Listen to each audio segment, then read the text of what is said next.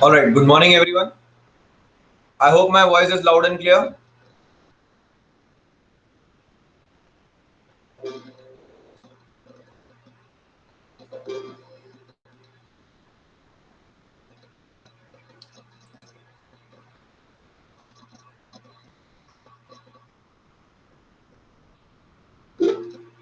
Yeah. Good morning, Rutuja. I hope my voice is loud and clear. Okay, चलिए। तो sheet solve करी थी आप लोगों ने? प्रैक्टिस शीट जो दी थी मैंने आपको, दिस वन।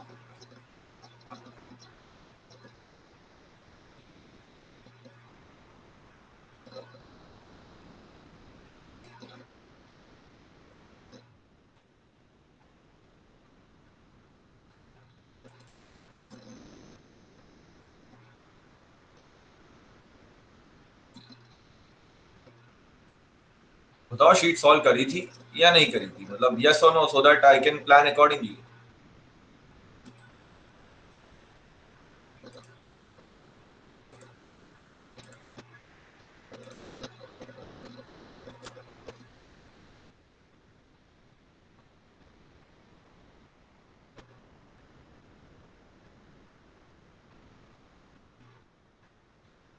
ओके, चलिए ठीक है।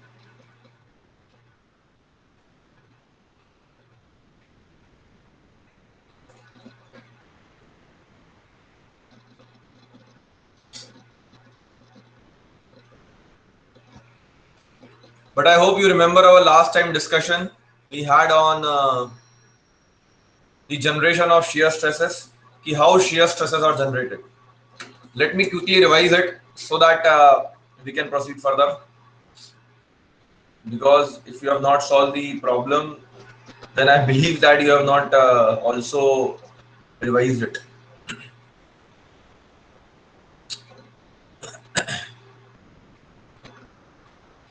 Actually, I will use this.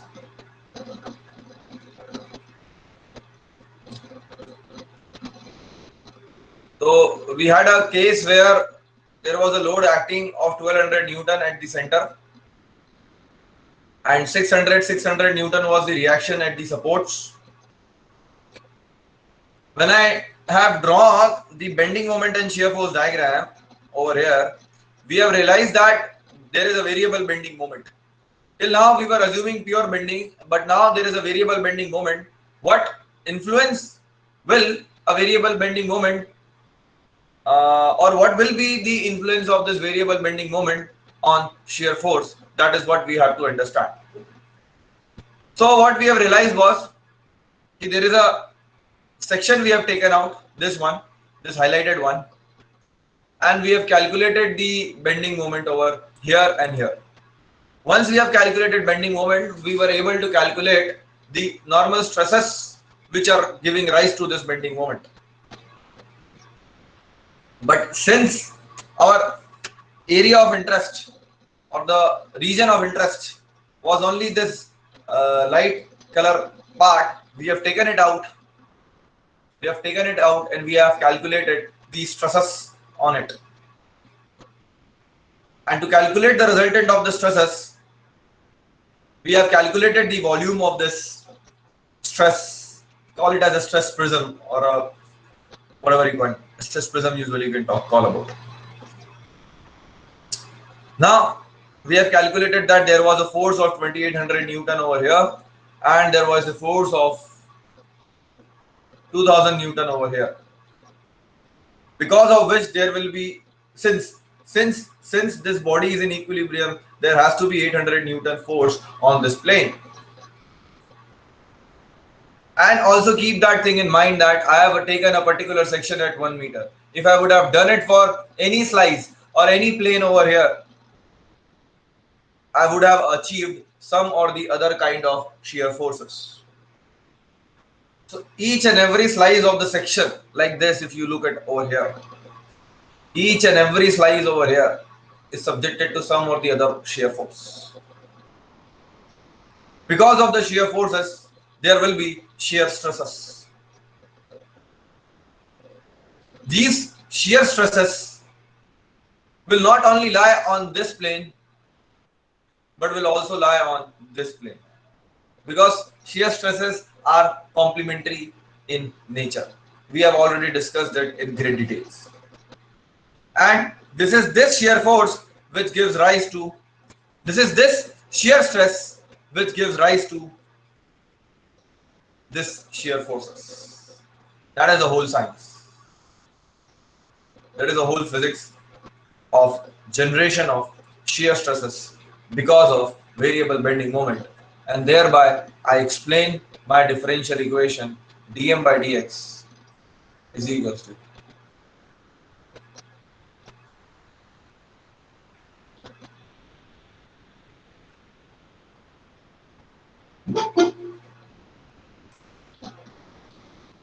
Dinesh Kumar.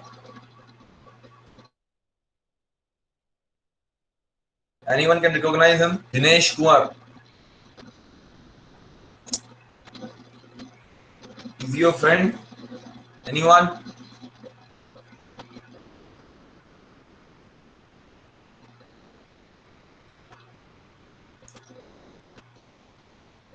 Because it is showing outside Veer Mata Jijabai Technical Institute. Let me check Dwar for. Sorry, Dinesh. Can't help.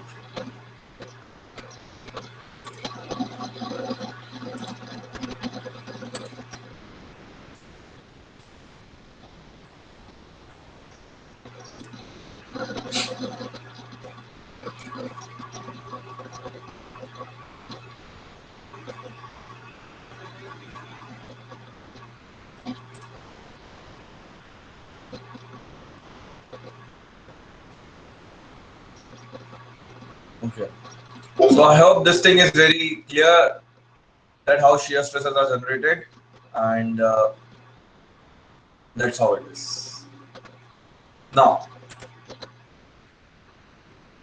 today we'll be calculating those shear stresses, especially in rectangular sections. So let's say that कि ये हमारा beam है.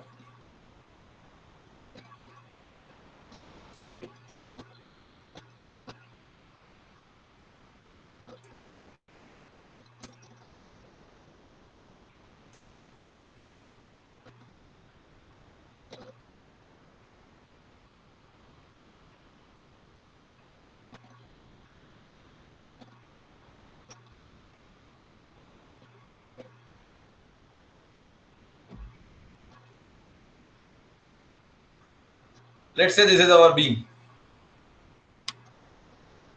तो इसे मैं अच्छे से represent करता हूँ यहाँ पर. ये इसका सेक्शन हो गया. So this guy is this guy. So let us take this guy outside and calculate the shear forces. So basically my objective is to calculate tau as a function of y. We all know that tau as a function of y is nothing but vq upon iv, where v is this width over here.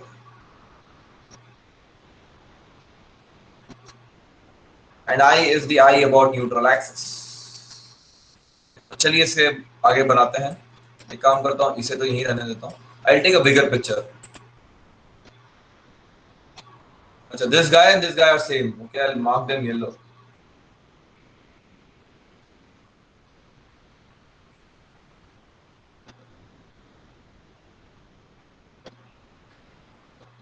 चलिए, and this is of course our neutral axis. Okay, so fine. Now,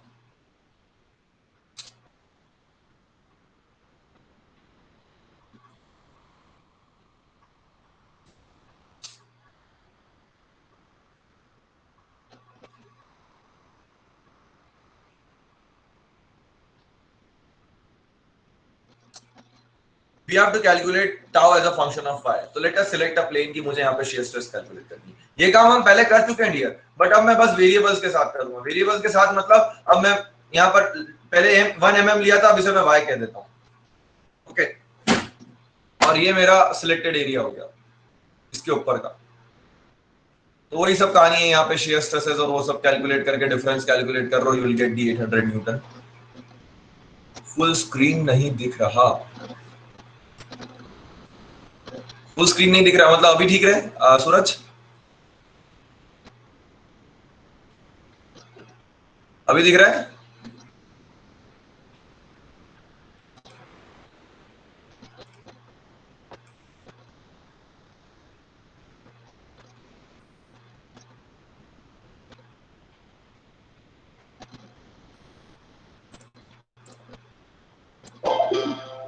ठीक है, चलिए. तो let's solve for this. मान लेते हैं यहाँ पे शेयर फोर्स जो है वो V है. अब आप जानते हैं कौन सा शेयर फोर्स है. हमें Q निकालना है, I निकालना है और B निकालना है. तो this is B already given and this is H. Right. So we know V.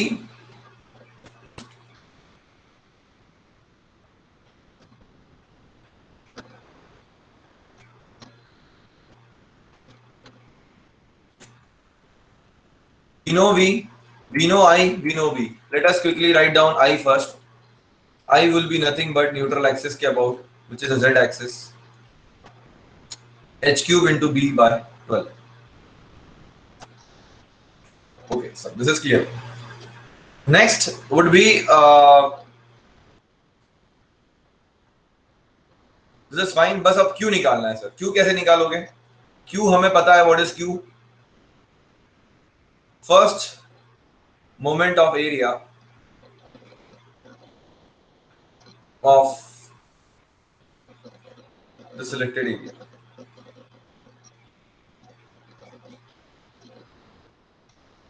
Above neutral axis. चलिए, तो इसे कुछ डिफाइन करते हैं यहाँ पर. लेट्स से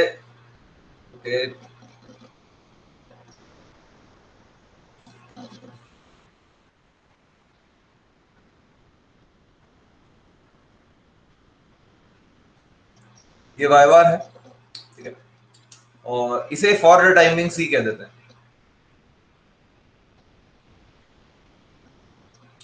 y पे लिया ही आपने. तो this guy will be C by 2.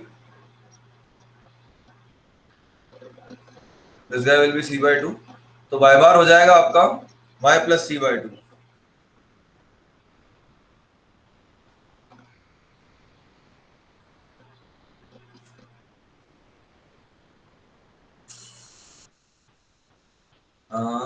y bar equal to y plus C by 2. C को भी मैं लिख सकता हूँ ऐसे, तो कोई बहुत बड़ी बात नहीं है. C हम लिख सकते हैं, अननेसेसरीली एक वेरिएबल इंट्रोड्यूस करने की जरूरत नहीं है. h by 2 minus y. तो y बार हो जाएगा आपका y plus C by 2. C by 2 मतलब h by 2 minus y divided by 2 minus y. Please check for any calculation mistake if I commit. I'll check one. So y plus C by 2, C is equals to h by 2 minus y. Perfectly alright. ठीक है sir, y बार आ गया. और area क्या हो जाएगा आपका? इसका area हो जाएगा sir C multiply by B. Now we have to solve this. Okay. So what will be Q? Q actually Q is a function of y. यहाँ पर बाकी सब चीजें तो कांस्टेंट है. जो है Q है वो y का फंक्शन है. जैसे जैसे y चेंज करोगे आप, वैसे वैसे Q चेंज हो जाएगा. तो get over here.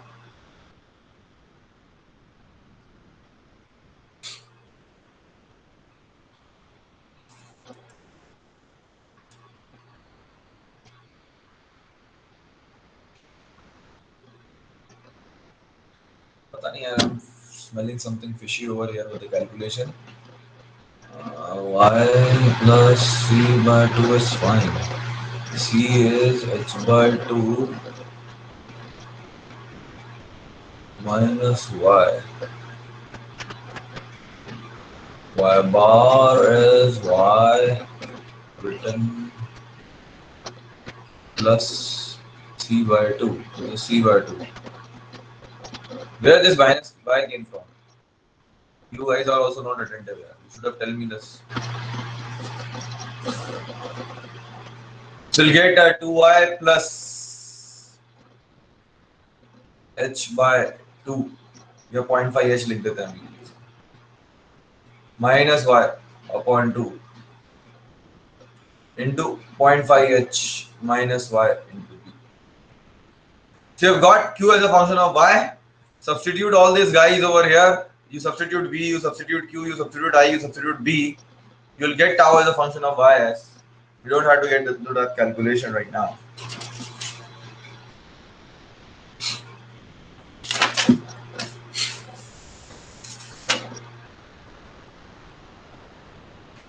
Six v upon bh cube h by 2 का whole square minus y square. So that is what we'll get over here. And one more thing you need to remember over here. Let's plot this distribution. और ये तो मैं पहले ही predict कर चुका था. अभी बस वैल्यूज आ गई है आपके पास. देखो, this quantity will be tau will be maximum when y is 0, है ना, क्योंकि नेगेटिव साइन है यहाँ पर.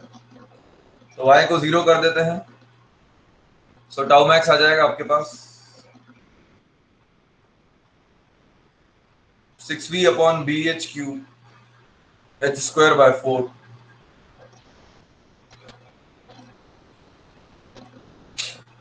3v by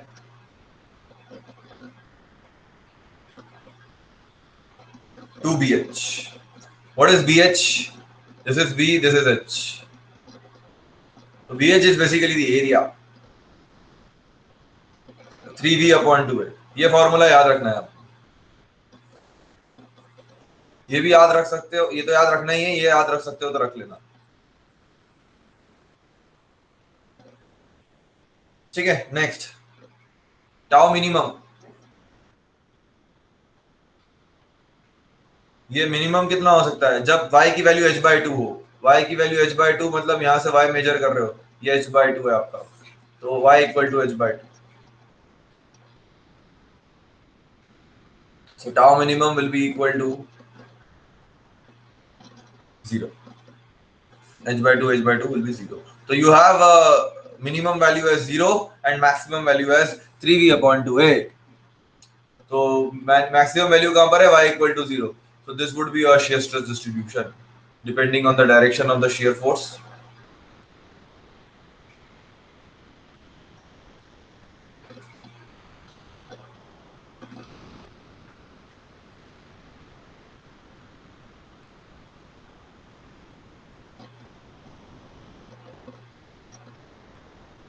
Here again it will decrease.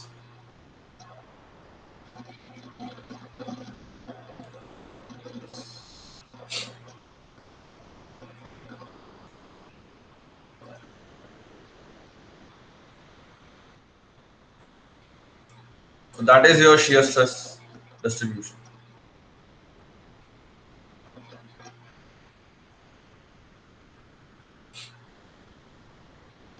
Okay. Now,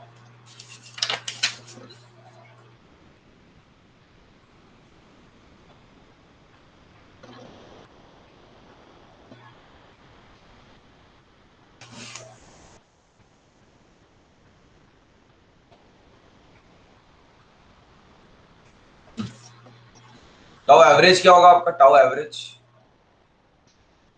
क्या होगा? v upon.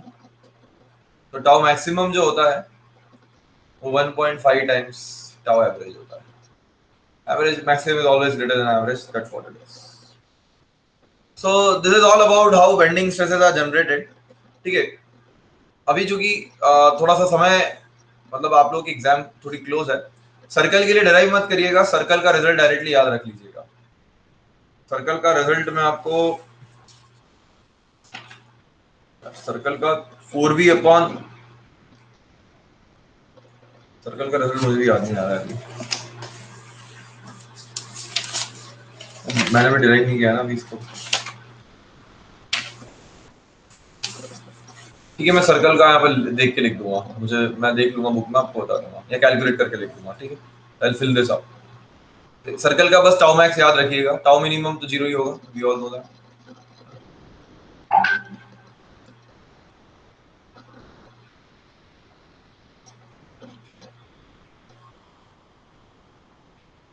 That's it. So let's solve the problem now. Let's get into problem solving. Do the problems now. Solve the first one. I'll give you time. Solve it once.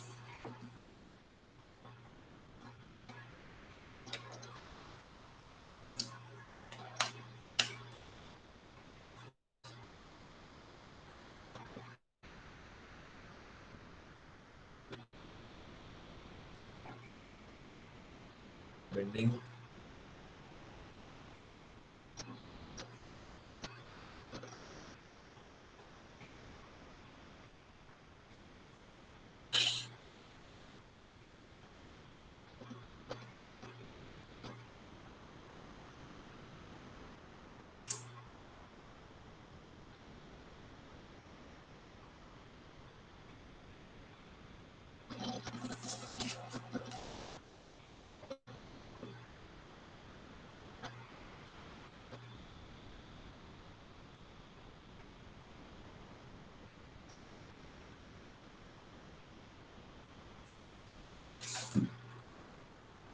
A. Okay. Let's check it out. पहले मैं एक बार वो value भी लिख देता हूँ। 4/3 है वो, 4/3 ही है सर्कल के लिए। 4/3 टाउ एवरेज। टाउ एवरेज क्या होता है आपका? V bye.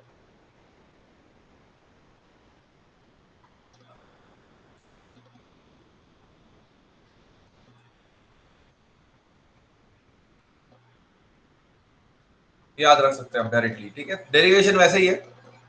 अब हम वापस से न्यूमेरिकल की तरफ जैसा बता रहे हैं वैसा चलते हैं।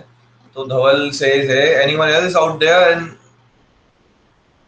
says about the answer, क्या बोल रहा है भाई question? A cantilever beam has a square cross section given over here.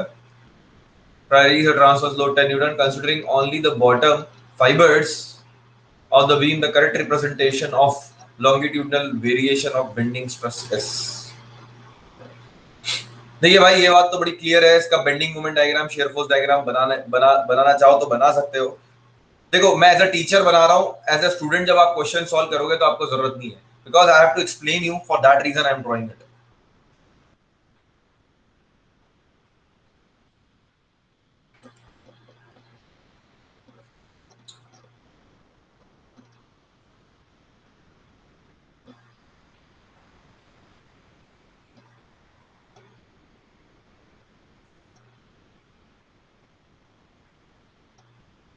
ये भी क्लियर है, यहाँ पे रिएक्शन 10 ऊपर आएगा और 10 न्यूटन मीटर का मूवमेंट ऐसा आएगा। ठीक है, ये तो बड़ा सिंपल है। शेयर फोर्स कैसे बनाओगे? ये 10 ऊपर गया, कांस्टेंट 10 नीचे आया, बेंडिंग मोमेंट 0 है इस सेक्शन में। ठीक है,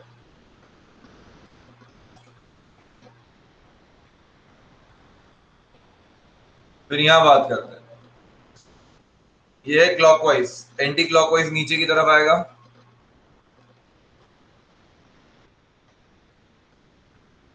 -10। फिर ये एरिया है आपका 10, तो ये लीनियरली इसको 0 बना देगा, और फिर ये 0 है और ये 0 ही रहेगा। So basically you don't have any bending moment over here. Since you don't have, देखो bending moment constant होता तो कोई प्रॉब्लम नहीं थी, बट वो constant 0 है, इसलिए कोई bending moment नहीं है। तो for that reason I'll simply say that यहाँ पर तो bending stresses 0 है। तो I think all options reveal that. Next about the they are talking about, if we highlight the question carefully, if we see the question carefully, ये लोग कह रहे हैं consider the bottom fibres of the beam. सिर्फ bottom fibres you need to consider.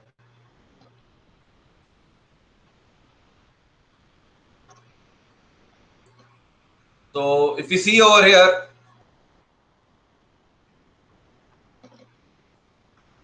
you observe closely, you'll see that जो bending हो रहा है आपका, this first question, okay, ये नेगेटिव है, मतलब सैगिंग हो रहा है. सैगिंग सैगिंग नहीं, हॉगिंग हो रहा है. हॉगिंग मतलब ऐसा हो रहा है. अगर ये सिचुएशन होती है तो नीचे कंप्रेसिव स्ट्रेसेस होती है, ऊपर टेंसाइल स्ट्रेसेस होती है. ठीक है, ठीक है sir. So let's write down sigma equal to minus my upon I. तो यहाँ पे कंप्रेसिव होगी, ये तो हमने बाय इंस्पेक्शन पता किया है, बट फॉर्मूला भी आपको दे सकता है. देखिए कैसे, माइनस तो रहेगा ही ऑलरेडी. बेंडिंग मोमेंट नेगेटिव है इसलिए -10 आएगा. बॉटम फाइबर की बात कर रहे हैं, ये न्यूट्रल एक्सिस है, मतलब ये डिस्टेंस 5 mm हो जाएगा. नीचे की तरफ जा रहे हो इसलिए ये भी -5 mm हो जाएगा. आई की बात अगर करें तो आई होगा 10 की power 4, 10 cube into 10 divided by 12. अच्छा, ये mm में है, ये वाला लेंथ तो 10 टू द पावर -3 हो जाएगा, और ये भी सब mm में है, तो 10 टू द पावर -4 है ना, तो -12 आ जाएगा. तो minus minus plus, plus minus minus, जैसा कि मैंने कहा था कि कंप्रेसिव स्ट्रेसेस ही आने वाली है. Let's do the math and calculate the answer. 50 into 10 to the power -3 multiplied by 10 to the power 12 divided by 1, 2, 3, 4.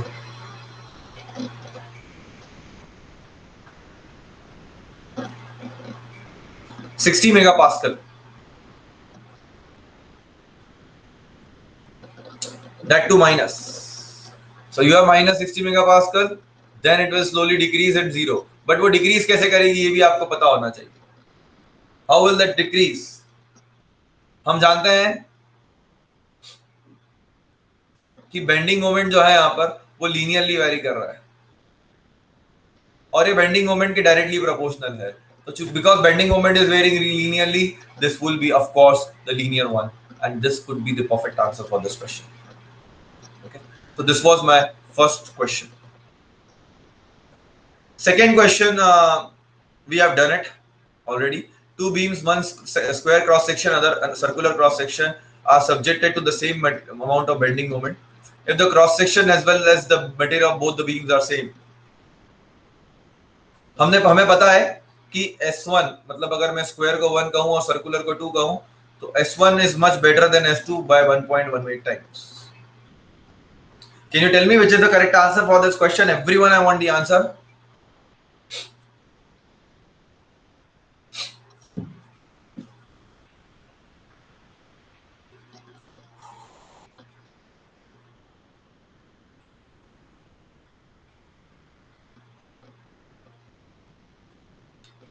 Hitesh says B. Dhaval says B. Aftab says B. Very good. कौन कौन है आज class में? Bhushan says B. Okay, Bhushan is there. B is there. Suraj, Surali, Sukita, Mahesh, Tejas, Dhaval, Bhushan. Okay, everyone is with B now. That's nice.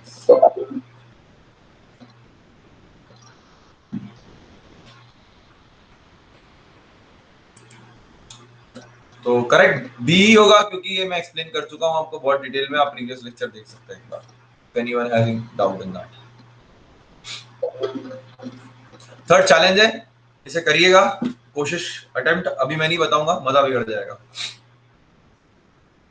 थोड़ी hint दे सकता हूं आपको बस मैं, कि ये जो लोड है आपका, जब इसको यहाँ पे ट्रांसफर करोगे आप,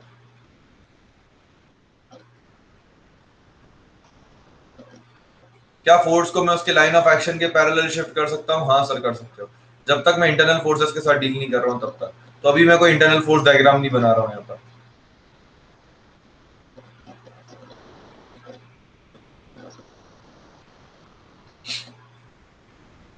प्लस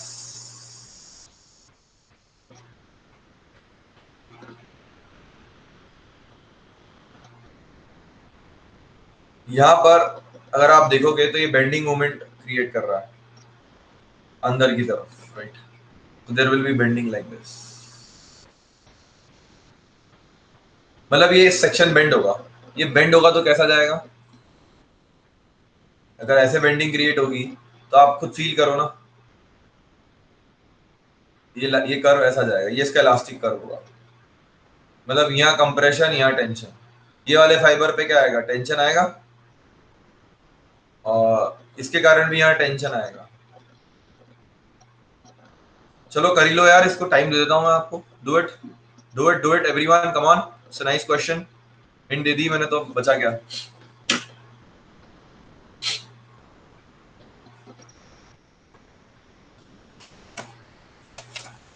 इसे कंबाइंड लोडिंग कहते हैं, हम डिटेल में पढ़ेंगे इस चैप्टर को आगे।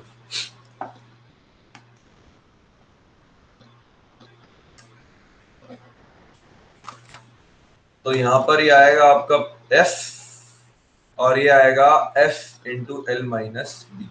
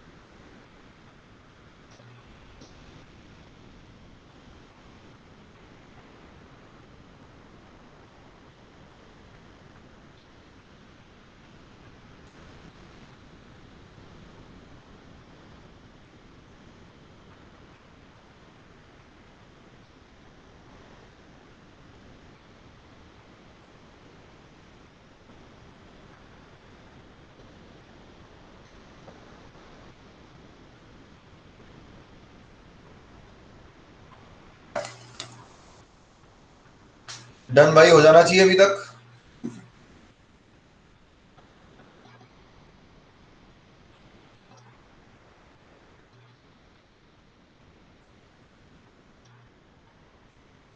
मॉन विजिट आए।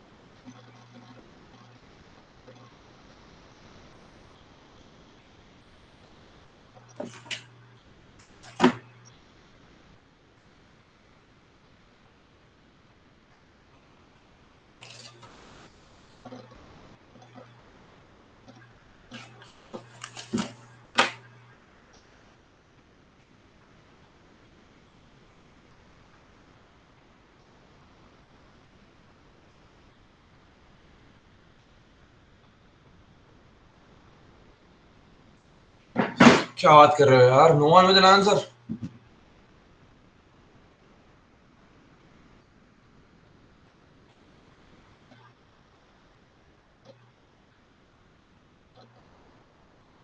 Urvi, Rutuja, Dhaval, Aftab, Bhushan, Mahesh.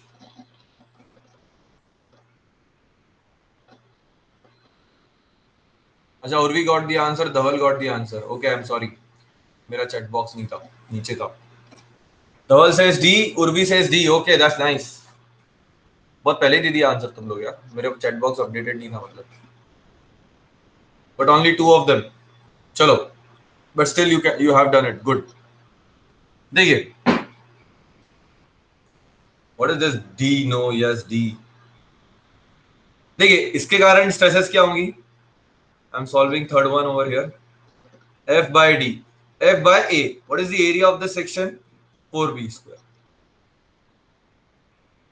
Let's talk about this second guy. Stresses क्या होती हैं? पहले तो फील कर लो कि ये कौन सी है. ये टेंसाइल है तो ये इसके साथ ऐड हो जाएगी, क्योंकि यहाँ पे भी टेंसाइल है, यहाँ पे भी टेंसाइल है. तो सबसे पहला तरीका तो ये होता है कि फील कर लो यहाँ पर स्ट्रेसेस ऐड होनी है, सब्ट्रैक्ट होनी है. और कितनी ऐड होनी है? M Y upon I. Moment क्या है? F L minus B. Y कितना होगा? ये सेक्शन है आपका, ठीक है. न्यूट्रल एक्सिस कौन सी होगी इसमें, बता सकते हो? वैसे क्वेश्चन इजी बन गया है क्योंकि दोनों टू बी है. ये न्यूट्रल एक्सिस होगी.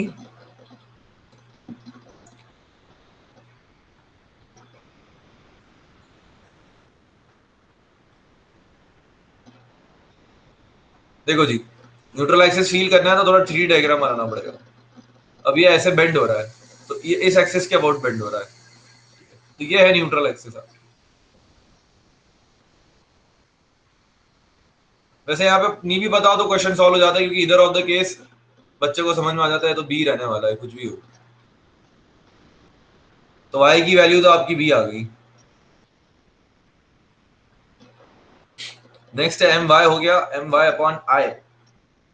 अब आई की अगर मैं बात करूं तो आई न्यूट्रल एक्सिस के अबाउट ले लो, चाहे कोई सी भी एक्सिस के अबाउट ले लो. यहाँ पे लकीली सेम आ रहा है, बट फंडामेंटली न्यूट्रल एक्सिस के अबाउट लो क्या.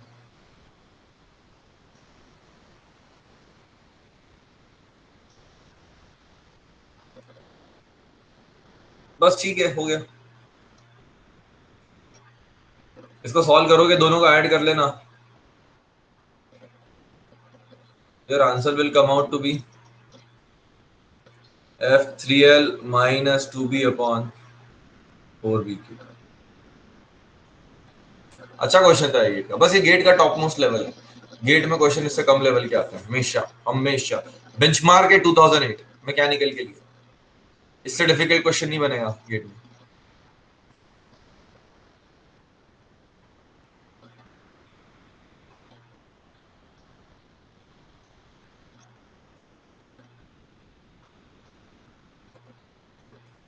ये आप प्रैक्टिस कर सकते हो.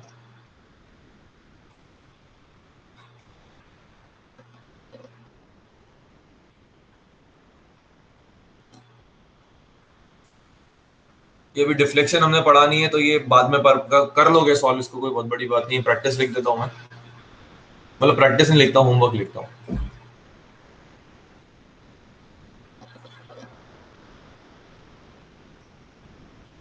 चलिए, sixth question.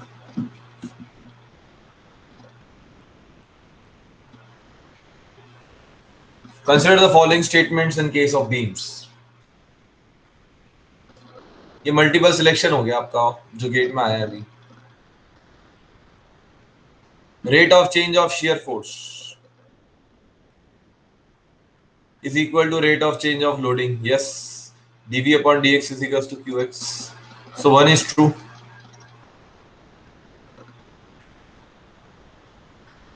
rate of change of bending moment is equal to the shear force at a particular section. Correct.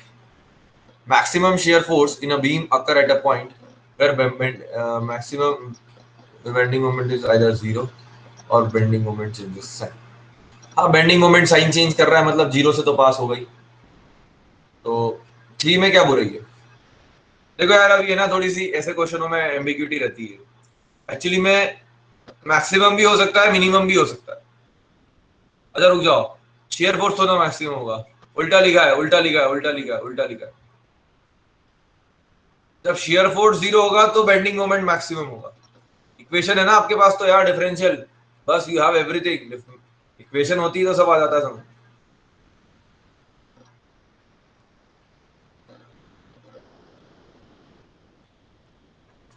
तो v जीरो होगा तो बेंडिंग मोमेंट मैक्सिमम होगा या मिनिमम होगा? बेंडिंग मोमेंट अगर जीरो है, अगर बेंडिंग मोमेंट जीरो है मान लो, तो शेयर फोर्स क्या होगा? शेयर फोर्स तो जीरो ही होगा ना, मतलब change in bending moment zero है तो शेयर फोर्स जीरो होगा। ये भी मैं आपको बता देता हूँ, चेंज इंपॉर्टेंट है। तो थोड़ा सा और अगर हम देखें, साइन चेंज कर रहा है,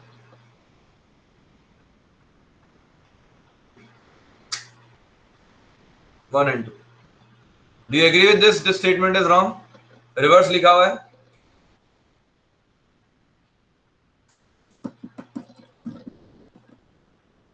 अरे बताओ यार, इसका आंसर क्या लगता है आप लोगों को?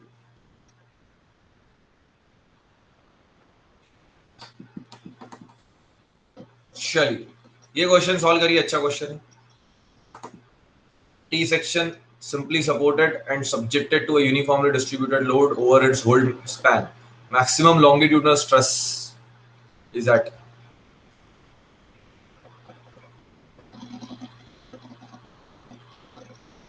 लॉन्गिट्यूडनल मतलब नॉर्मल स्ट्रेस की बात कर।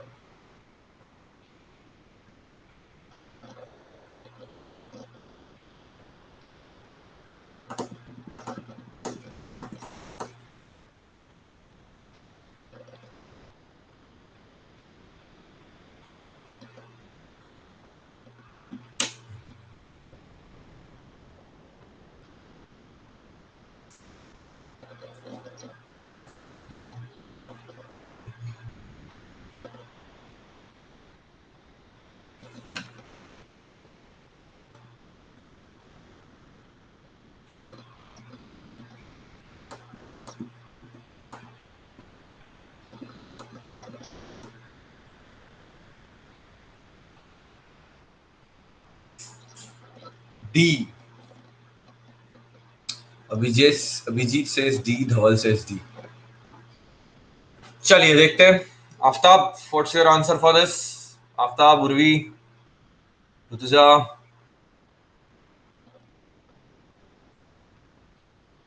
आफ्ताब से सी। सी कैसे होगा भाई? लॉन्गिट्यूडनल नॉर्मल स्ट्रेसेस की बात कर रहे हैं, नॉर्मल स्ट्रेसेस तो ओके महेश, ठीक है, नोटेड।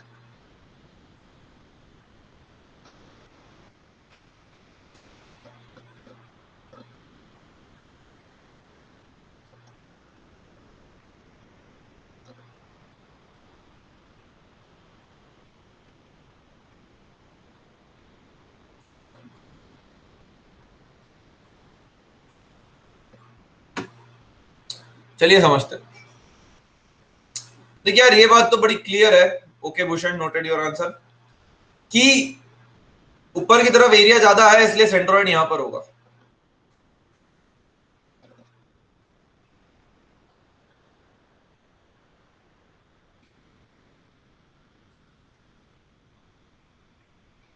अब स्ट्रेस क्या होती है? M Y upon I. अब चाहे टॉप फाइबर की बात करो चाहे बॉटम फाइबर की बात करो, एम अपॉन आई तो कांस्टेंट है। चेंज क्या हो रहा है? सिर्फ वाई। वाई की वैल्यू ज्यादा कहां है? यहां पर। ये वाई ज्यादा है ना।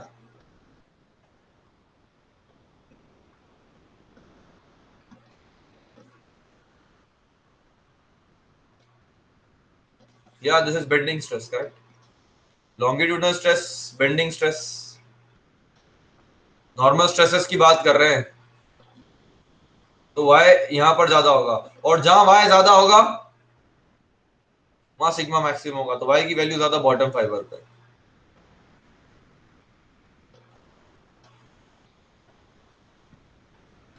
शेयर स्ट्रेसेस थोड़ी ना।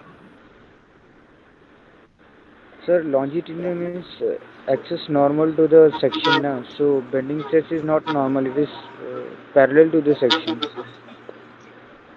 रेडी है, ये देखो लाइन पे रहना, ये लॉन्गिट्यूडनल एक्सिस Yes, sir. है ना, along the axis. Normal stresses कैसे एक्ट होती है?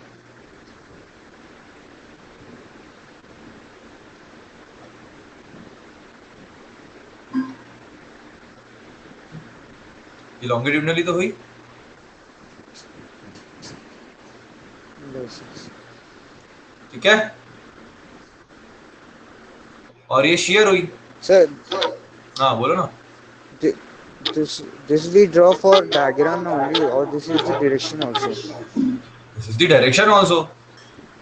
I'll tell you this. Many people, what they do is they draw a diagram. Many books you will see this कि share का diagram वो ऐसे बना देते हैं और लिख देंगे ये tau tau tau tau tau.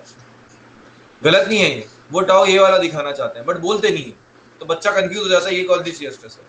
तो ये शेयर स्ट्रेस को भी लोग ऐसे रिप्रेजेंट कर देते हैं, बट शेयर स्ट्रेस का एक्चुअल रिप्रेजेंटेशन ये है। और अगर ये बना रहे हो तो फिर वो ये वाले प्लेन पे बनेगी, फिर ये वाले प्लेन पे बना रहे हो आप share stress. Are you getting my point? और नॉर्मल स्ट्रेस ये Yes, तो sir. यार आप मतलब कौन आफ्ताब बोल रहा है ना? Yes. सुन मेरी बात है, मैं ये चीज क्लियर किया हूं तुम लोगों को, ये तो बहुत इंपॉर्टेंट कॉन्सेप्ट है यार। देखो मैंने यहाँ पर बताया था आपको कि देखो ये स्ट्रेस जो है ये क्या कर रही है, ये मोमेंट क्रिएट कर रही है इस एक्सेस के अबाउट क्लॉकवाइज डायरेक्शन, और ये वाली भी क्लॉकवाइज में मोमेंट क्रिएट कर रही है, तो ये दोनों मिलके जो मोमेंट क्रिएट कर रहे हैं वो बेंडिंग मोमेंट जनरेट कर रहा है बेसिकली। देखो कपल बनाई थी मैंने यहाँ पर, ये वाला जो है ये और ये मिलकर एक क्लॉकवाइज डायरेक्शन में यहाँ पर मोमेंट जनरेट कर रहे हैं। I would have shown this somewhere, I just search 1 minute.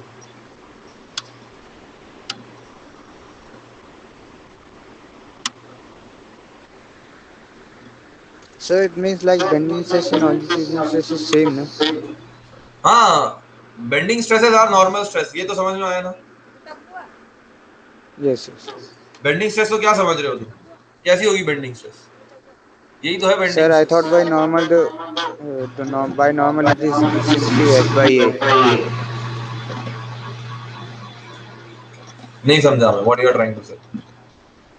Sir, normal stress I thought it is simply F by A, force divided by the sorry, cross sectional area, tau average tau.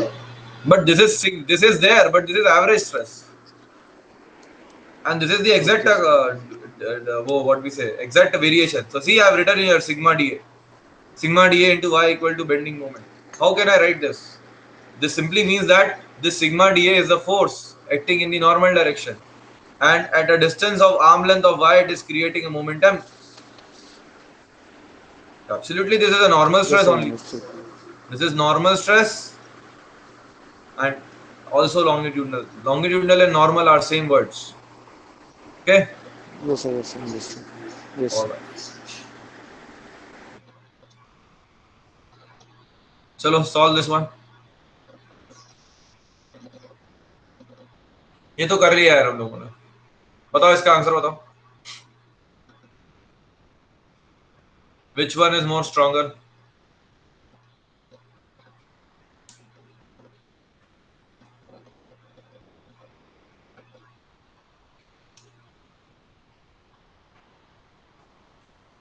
Square will be more stronger. Correct. This is what we have done. Just take it as a homework, solve it. This is also homework. ये question solve करिए, administrative services 2004।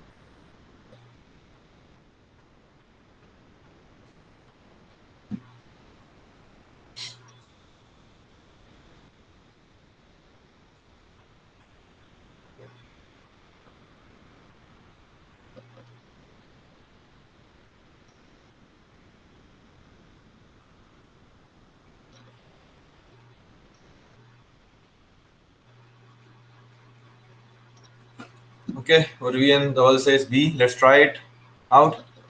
देखो भाई centroid पता कर लो कहाँ होगा इसका. इसका सेंट्रॉइड होगा h/3 पर. ये h/3, ये 2h/3. What is the ratio of maximum compressive to the bending stresses? So sigma is equals to my upon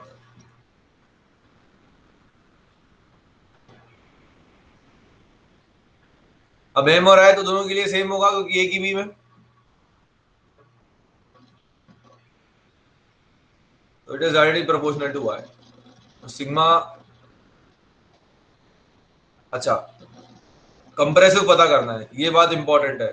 तो ये इसका इलास्टिक कर्व होगा, कंप्रेसिव नीचे होगा, टेंशन ऊपर होगा.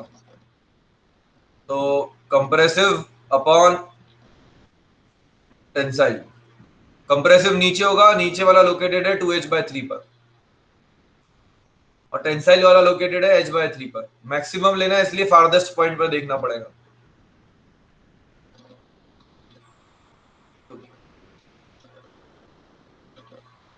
ठीक है.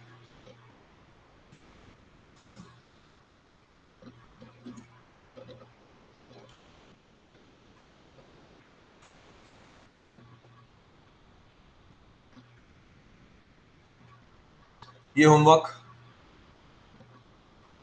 13th.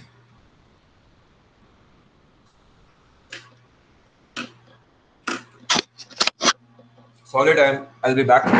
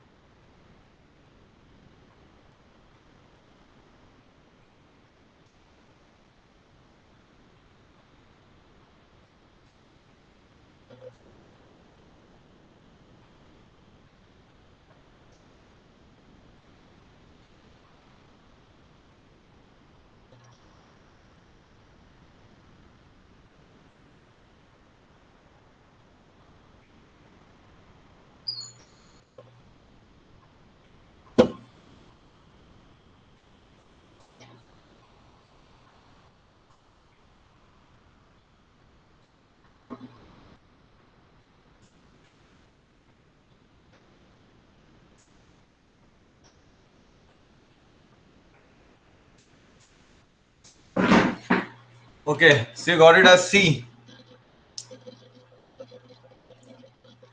T section shown in the figure has a bending stress of 30 megapascal in the top fiber.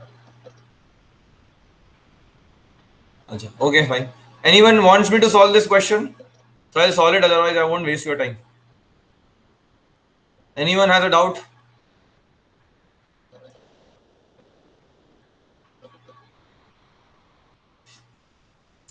Some civil gate questions. Acha, try this one. I'll be back in 5 minutes. Okay. You try this one, take a screenshot of it. 15th one and 16th one. Take these 3 questions as a screenshot. First, second, and third.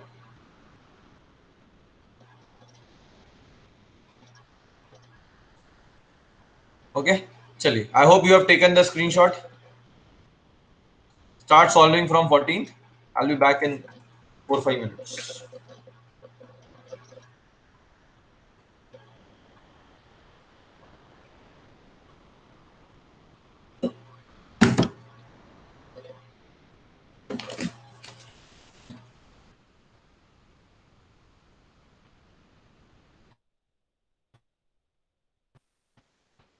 आप job machine पे लगा दीजिए,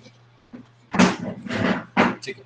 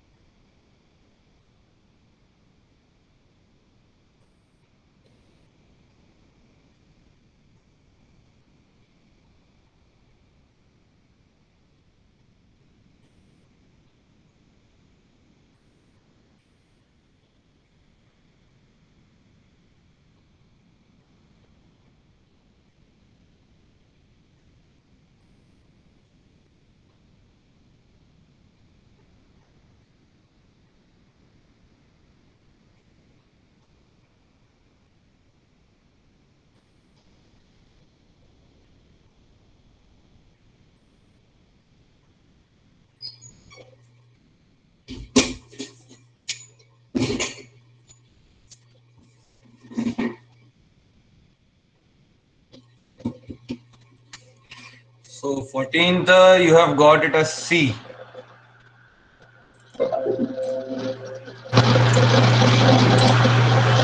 And 15th C. Number डालो, number कौन सा बोल रहे हो?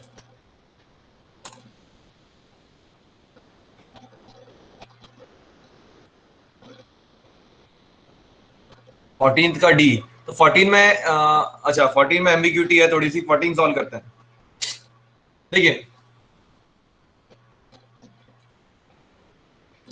the beam with the cross section given below is subjected to positive bending moment, causing compression at the top of 16 kilonewton meter acting on the horizontal axis.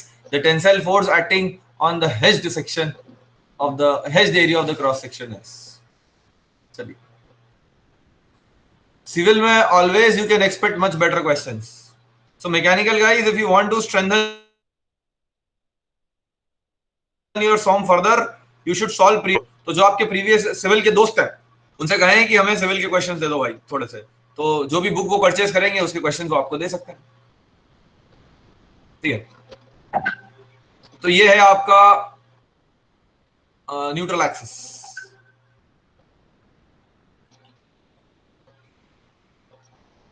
Seventy five, तो और ये area जो है आपका ये इस तरह से आपका,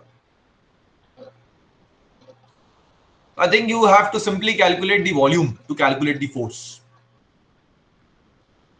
So how to proceed for that?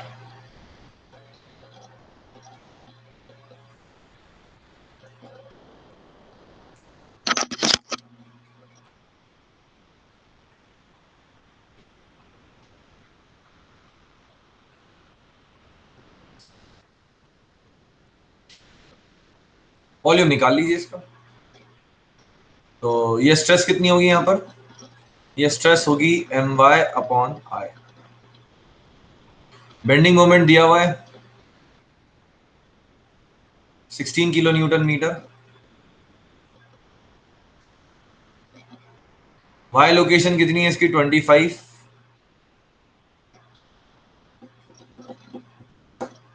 यार mm यूनिट नहीं दे रखी है लोगों ने। The tensile acting on the hedged area of the section, diagram में नहीं है बट यूनिट तो होगी इसकी।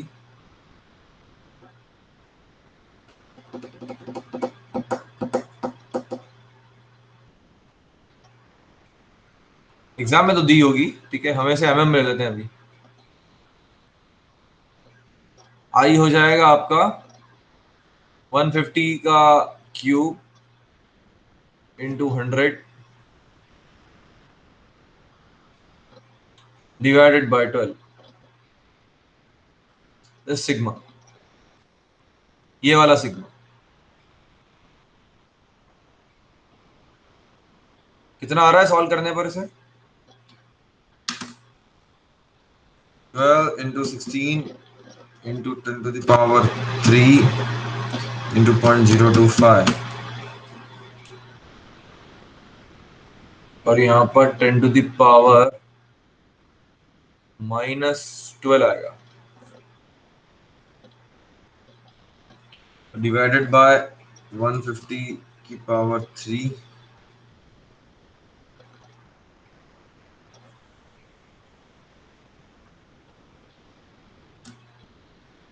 divided by 100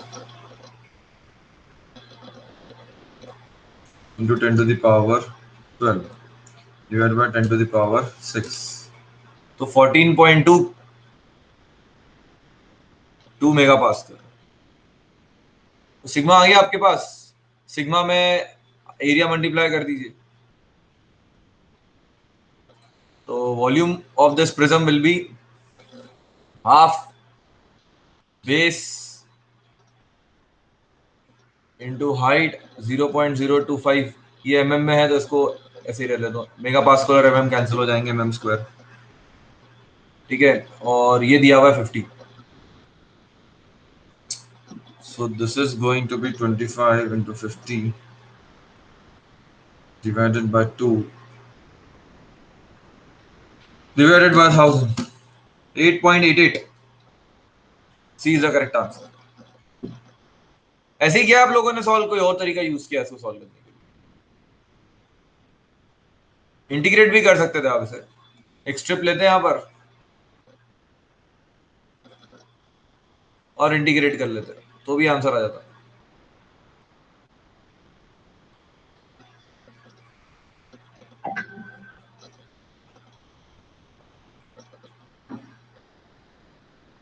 स्ट्रिप की विड्थ इतनी लेना पड़ती है आपको, कैसे करते हैं, my/i, ये स्ट्रेस हो जाती और ये विड्थ को तो 50 कांस्टेंट दिया हुआ है, 50 इंटू डी वाई, यहाँ से y मेजर करते अगर यहीं से करते तो y वेरी करता तुम्हारा 0 से लेकर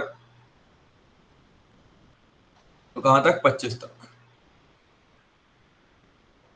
m और i कांस्टेंट है तो m/i नीचे आ जाता, y²/2 इंटू 50।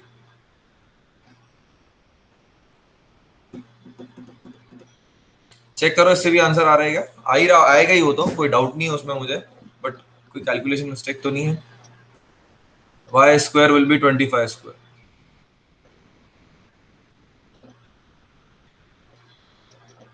तो 16 25² 50 divided by 150 250 300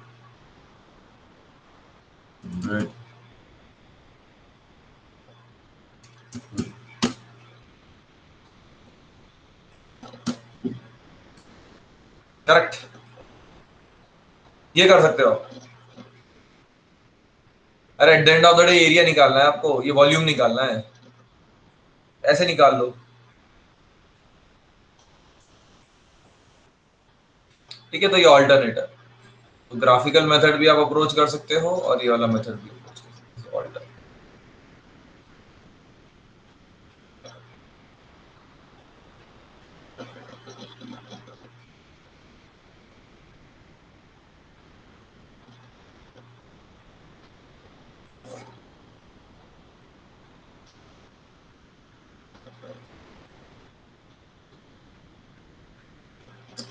चलिए ये तो सिंपल क्वेश्चन है, इसको मैं होमवर्क ही रखता हूँ।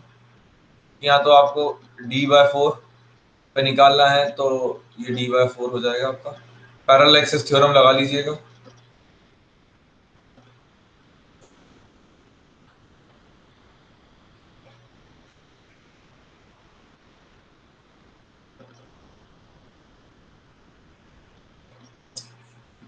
ये किया क्या आप लोगों ने यार, ये मुझे जहाँ तक ध्यान आ रहा है, क्योंकि मुझे 1-2 महीना हो गया है सॉल्व पढ़ा है, तो मुझे जहाँ तक अभी रिकॉल कर पा रहा हूँ मैं, 2-2.5 महीने पहले जब मैंने पढ़ाया था, इस क्वेश्चन में कुछ एरर आता है यार।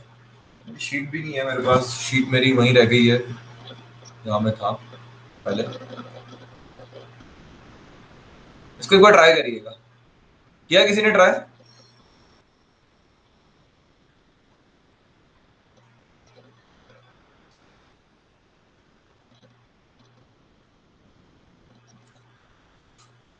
चलिए करिए, अभी अभी पता चल जाएगा, साथ में करते हैं। कैलकुलेशन देखिएगा आप। क्या पूछ रहा है? The beam of rectangular cross section is subjected to shear force V। ठीक है भाई। The shear force carried by the upper 1/3 of the cross section is, मतलब इतने वाले में कितना शियर फोर्स होगा? अपर 1/3। अगर इसे मैं H कहूं,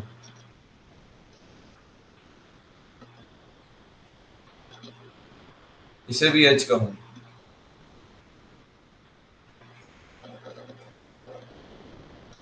अपर 1/3 of the section, of the cross section,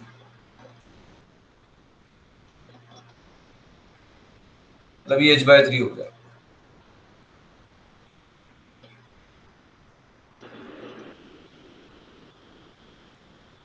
इस पे शियर फोर्स कितना होगा? तो आपको क्या करना है? टाउ है, आपको पता है टाउ है आपका वेरिएशन स्ट्रेसेस का। ठीक है, तो टाउ है और एक स्ट्रिप ले लीजिए। यहाँ पर शियर फोर्स कितना होगा एक स्ट्रिप पर? Let's say this is located at y, ये है विड्थ b।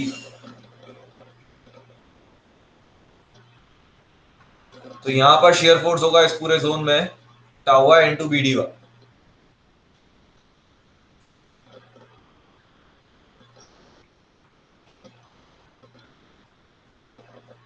मतलब क्या बोल रहा है?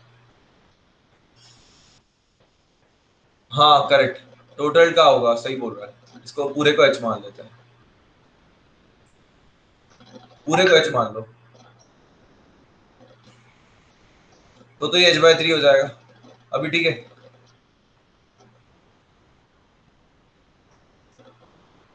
सो टाउ है एंड यहाँ पर इस पर्टिकुलर स्ट्रिप पे कितना फोर्स लग रहा होगा?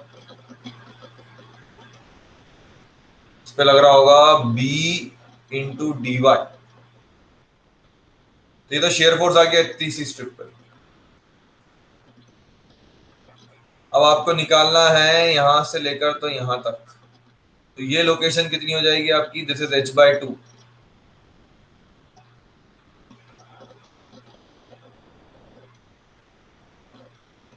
H/2 minus H/3, 3 minus 2 is 1, H/6। H/6 से लेकर ये H/6 और ये H/2, ये हो जाएगा शेयर फोर्स आपका। और रेक्टेंगुलर सेक्शन के लिए tau as a function of Y हम निकाल चुके हैं। If you remember this, we had formula over here. ये काम करते हैं, वहां स्पेस की ऐसे भी थोड़ी प्रॉब्लम है। इस क्वेश्चन को यहाँ ले चलता हूँ।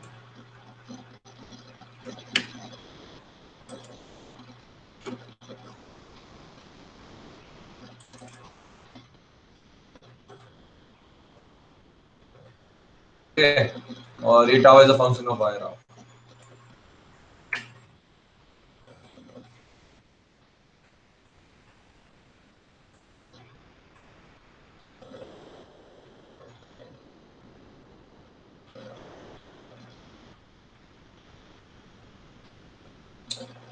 So let's solve this and please check for calculations if any mistake is there. 6 is constant, V is constant, BH cube is constant. Let's then take it out.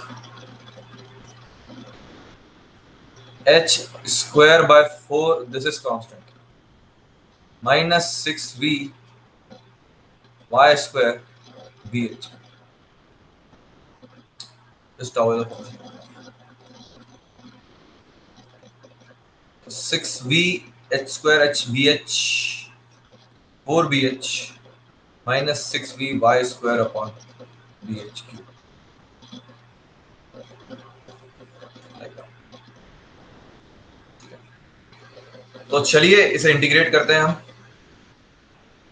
पहला वाला टर्म इंटीग्रेट करते हैं तो आएगा इंटीग्रेशन h/6 से लेकर h/2 तक tau y is 6b/4a।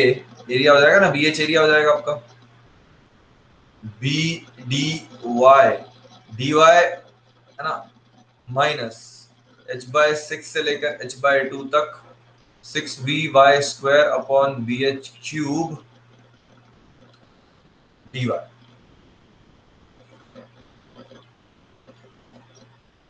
Multiply by b, एक b और आएगा, b dy, correct. So let's solve this. 6v/4a, b as it is, upper limit minus lower limit h/2 minus h/6 minus 6v/bh³ बाहर ले लेता हूं, y³/3 आ जाएगा। एक काम करते हैं ना, ये b है और ये b है, इसको उड़ा देते हैं।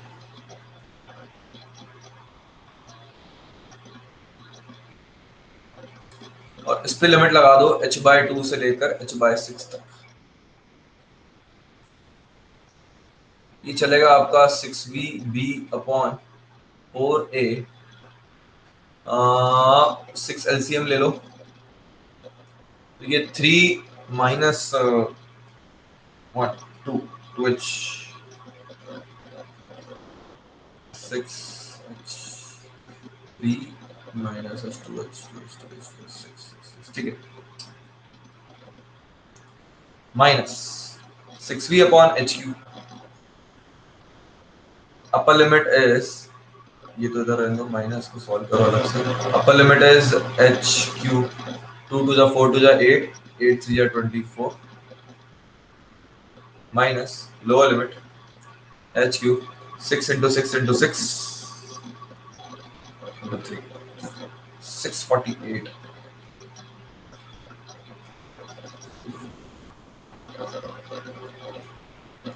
ये 27 टाइम्स आता है इससे। अब देखो b इंटू एच, एरिया हो जाएगा, एरिया से एरिया कैंसिल हो जाएगा, ठीक है। और ये 6, एक मिनट गाइस, स्क्रीन बंद होने वाली शायद मेरा।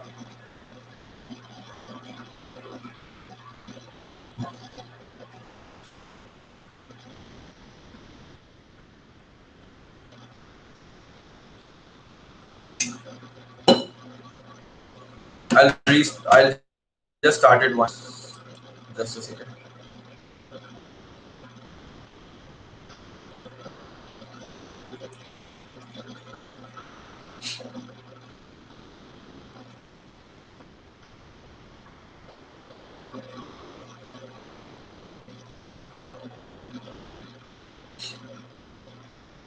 वीडियो ऑफ कर रहा हूँ यार, आज हॉटस्पॉट पे चल रहा है काम।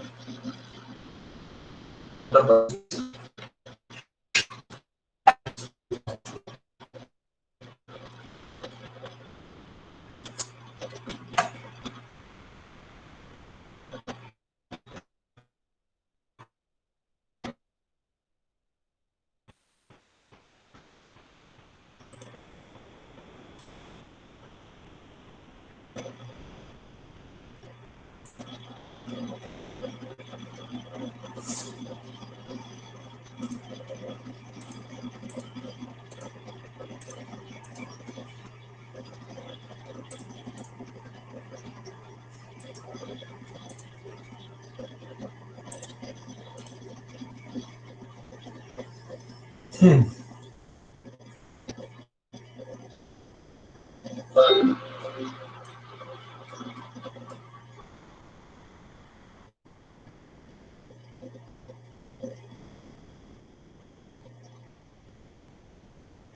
7/27 is the total answer or what?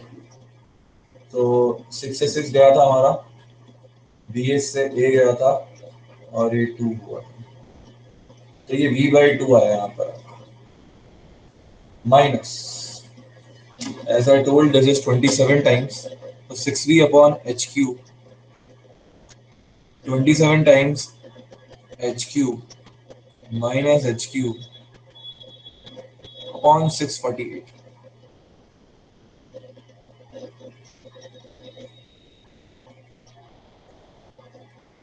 तो ये भाई इससे चला जाएगा and we'll be left with v by 2 minus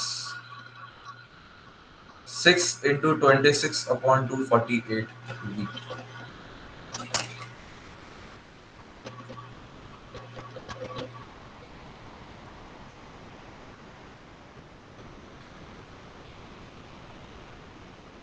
This is 124 v minus. यार कैलकुलेशन चेक करो कहाँ गलती हुई है, माइनस तो आंसर आ ही नहीं सकता वैसे भी. There is an error in the calculation.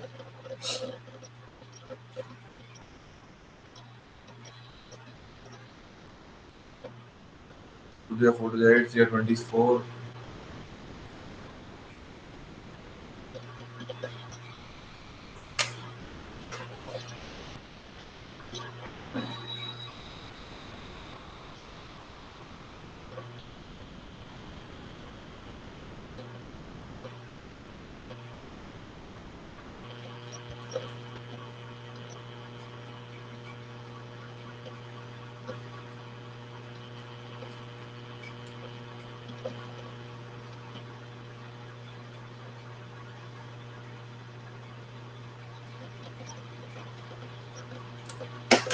Seven by 27 V आ रहा है आप लोगों का आंसर.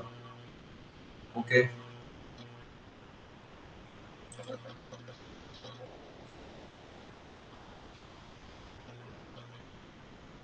मतलब बी आ रहा है. ठीक है, अब मुझे तो बता दो कि इसमें क्या गलती हुई है.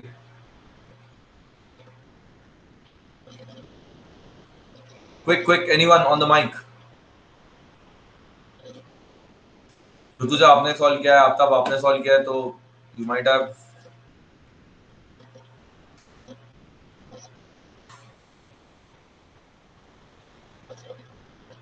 लिमिट तो सही है ना, h by 2.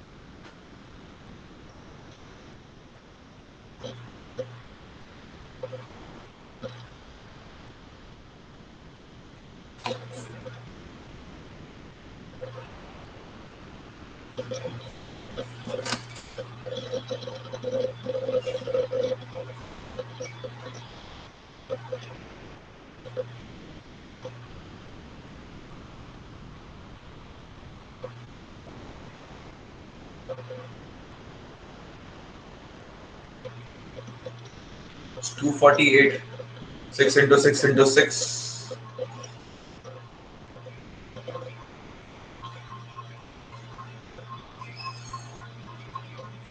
क्यों 6 into 6 into 6 is 216. 216 multiplied by 3 is 648 ना.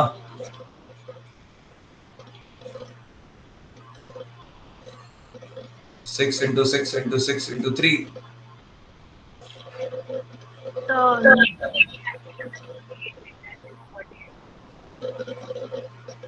You have wrote 248. Where? Oh, okay. Aha.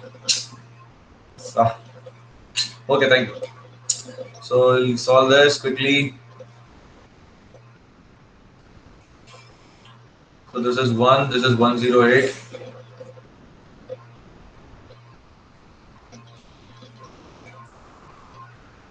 So 108 is the LCM. अभी तक ठीक है फिर?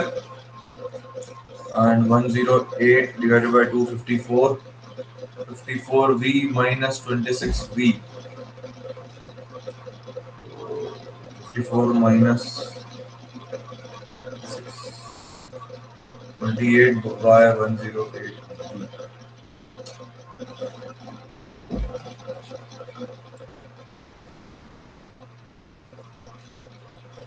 तो 7 आ रहा है ना आपका, तो ये 4 से चला जाएगा तो ये 7 बच जाएगा, और इसको 108 डिवाइडेड बाय 4 करेंगे 27 आएगा। ओके ठीक है फाइन। सो दिस वाज मैं एक काम करता हूँ इसे कॉपी करके। So basically it was pure mathematics only. The only thing was you need to write that equation. How to write that equation is important actually. तो मैं इसे यहाँ पेस्ट कर देता हूँ।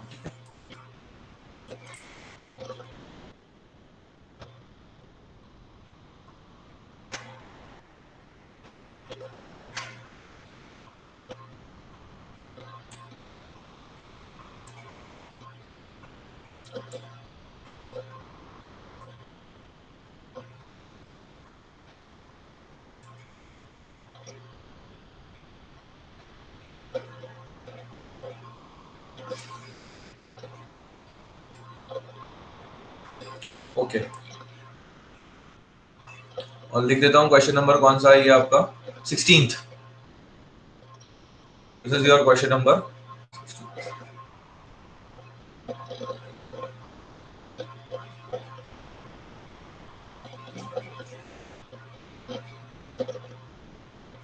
Okay, that's nice. We have solved this also now.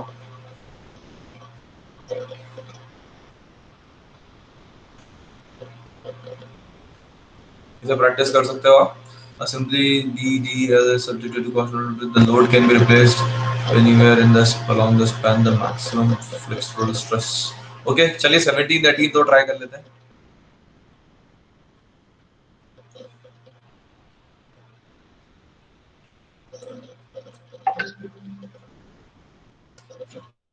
चलिए 17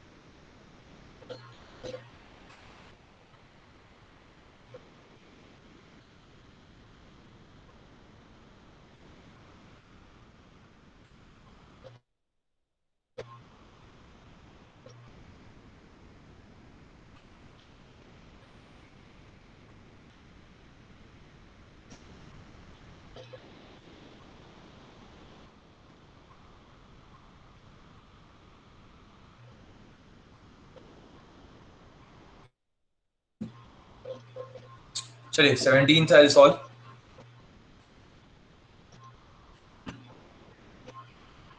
क्या बोल रहा है 17th question? A homogeneous simply supported prismatic beam. Simply supported prismatic beam. D. Okay. Length span is L. It's subjected to a concentrated load of magnitude P. ठीक है। The load can be placed anywhere along the span of the beam. The maximum flexural stresses that can be developed in the beams. तो आप जानते हो कि जैसे let's say यहाँ पर अगर सेंटर में पुट किया है, पहली बात तो आपको ये सिलेक्ट करना पड़ेगा कि लोड ऐसा कहाँ रखें कि बेंडिंग स्ट्रेसेस मैक्सिमम होगी। That is the first thing, the bending moment maximum होगा। क्योंकि देखिए सिग्मा क्या होगा आपका एम वाई अपॉन एल है, तो आपका cross section B by D, तो टॉप फाइबर और बॉटम फाइबर तो सेम ही स्ट्रेसेस को सब्जेक्टेड होंगे।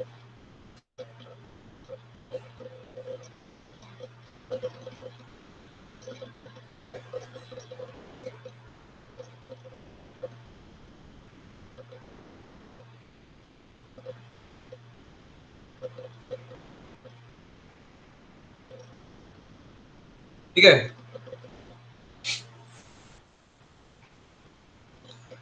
तो y अगर आप देखोगे तो it would be nothing but d by 2, depth by 2। m को भी हम m ही रहने देते हैं, i को देखोगे तो bd क्यूब by 2।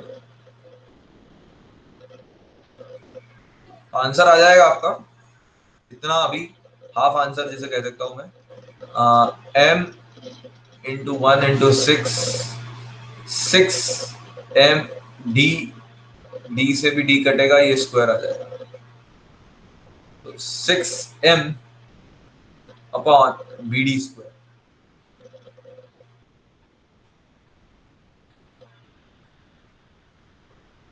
अब m आपको चूज करना है कि मैक्सिमम बेंडिंग मोमेंट मिले। So either you can do hit and trial, और अपने इंट्यूशन पे बिलीव करो कि ये सेंटर वाला जो है वो डेफिनेटली मैक्सिमम देगा आपको। तो यहाँ पर अगर आप रखोगे तो we know that the value of bending moment is PL by 4। Substitute PL by 4 over here, PL by 4 BD square.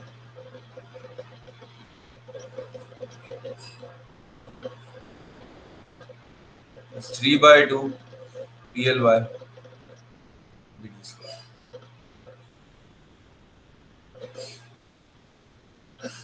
When you can cross check, you will never get maximum bending moment if you keep load anywhere apart from this. If it is a simply supported beam.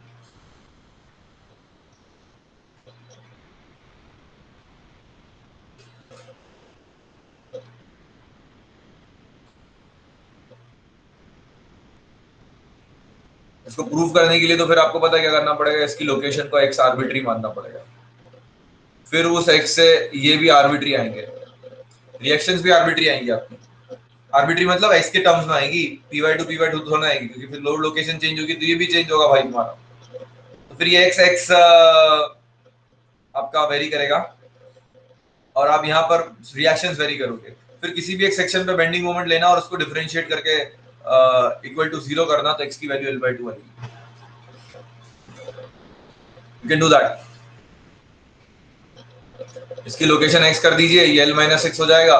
यहाँ पर आपकी bending, यहाँ पर आपकी stresses जो होंगी, वो reaction जो होगी वो x के फॉर्म में आएंगी, और बस फिर बेंडिंग मोमेंट लिख लीजिएगा किसी भी एक सेक्शन पर, सॉल्व कर लीजिएगा।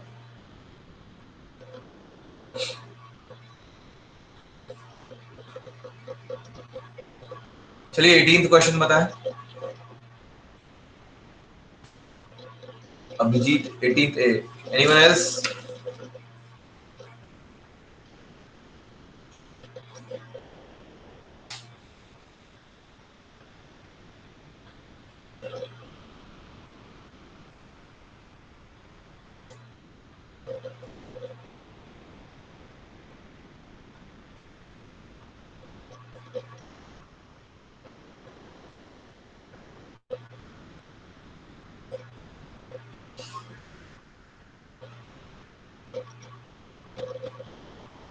अच्छा क्वेश्चन है, बहुत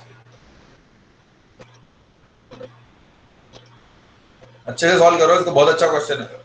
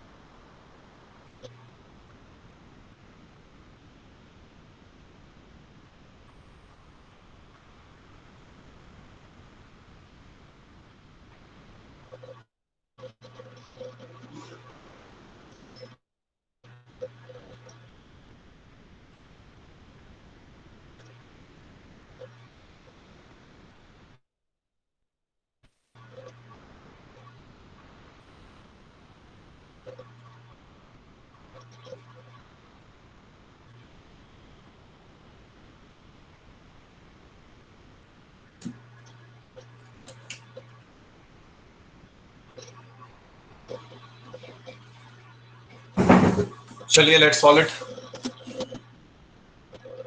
अच्छा क्वेश्चन है ये भी।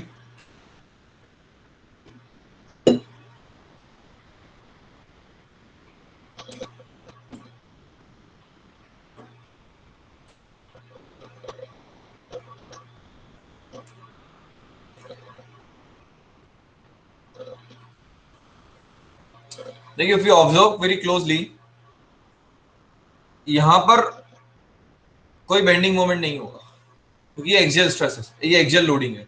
बट यहां पर देखोगे तो this load will create a bending. If you observe this will create a bending over here. तो एक काम करो, मैं अगर सिर्फ इतना इतना पोर्शन ड्रॉ करूं तो समझने के लिए, इंटरनल फोर्सेस नहीं ड्रॉ कर रहा हूं मैं, तो समझने के लिए।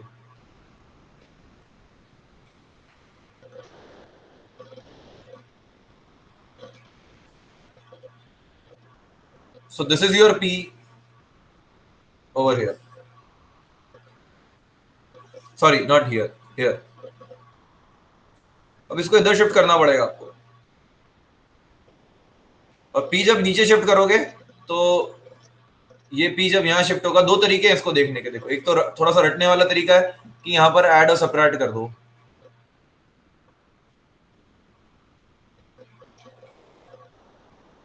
ठीक है, और इन दोनों को कपल बना लो like this. This is one way of looking into it.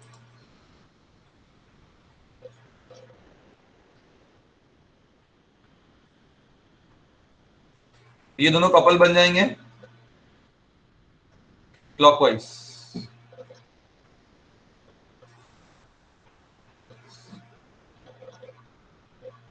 तो ये इलास्टिक कर्व ऐसा होगा इसका, मतलब यहां पर आपका टेंशन, कंप्रेशन, ऊपर टेंशन। तो आपको क्या निकालना है यहाँ पर? आपको maximum stresses at X X निकालना है, टेंसाइल स्ट्रेसेस निकालना है, दैट इज आल्सो इंपॉर्टेंट। तो टेंसाइल स्ट्रेसेस ऊपर होगी और कंप्रेसिव स्ट्रेसेस नीचे होगी।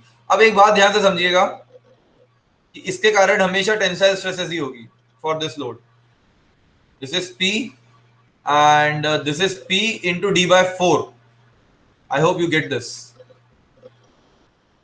ये डी बाय 2 है तो ये डी बाय 4 होगा। This is P into D by 4, right?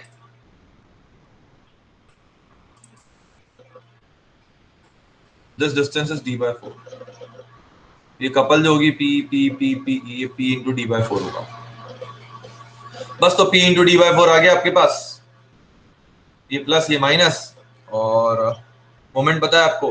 तो आपको ऊपर जाना है नीचे जाना है? आपको ऊपर वाला जाना है क्योंकि ऊपर टेंसाइल है। वैसे यहाँ पे तो आपका क्रॉस सेक्शन कैसा है?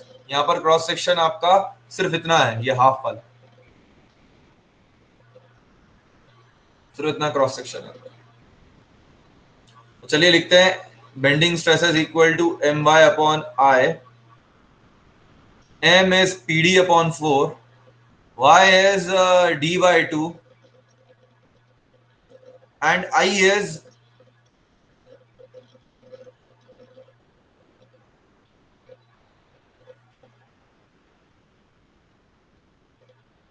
नहीं, y d by 2 नहीं होगा, रुक जाओ।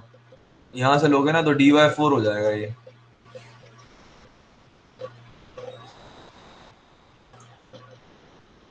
और I हो जाएगा आपका, Sir, axis will also change, no? कौन सी एक्सिस भाई?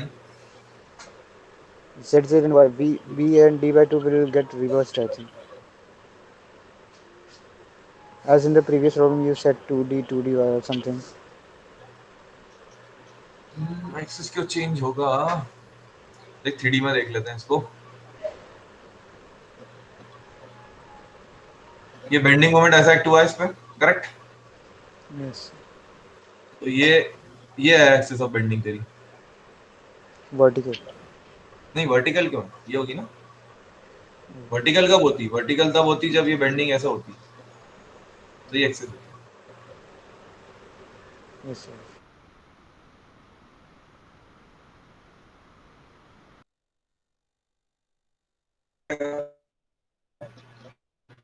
तो with this one.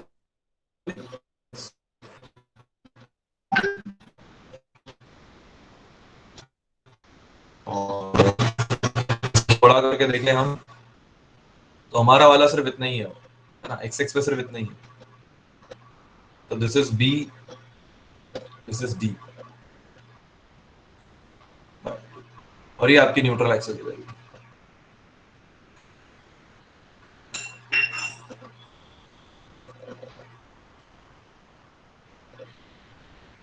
तो ny upon I will be bd by 2, bd cube by 12. This is sigma bending. So what's the answer you are getting with this? PD square into 12 upon 16 upon BD cube, 2 to the 4 to the 8.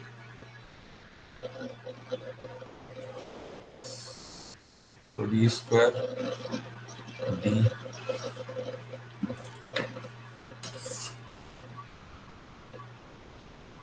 So 12 into 8 divided by 16. 6P upon B into D. This will be your stress over here, bending, and this is due to bending and due to P. This is due to bending, due to P. P due to P, stress would be P upon A. And area is D by 2 into B.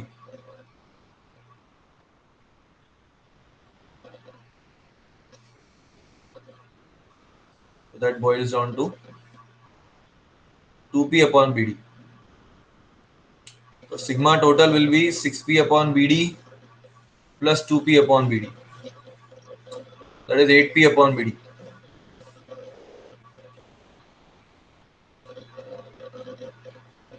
A is the correct answer. B क्यों बोल रहे हो भाई? ये वाली भी तो add होगी, अरे ये वाली भी तो ऐड होगी, इसके कारण भी तो स्ट्रेसेस आएंगी। Superposition.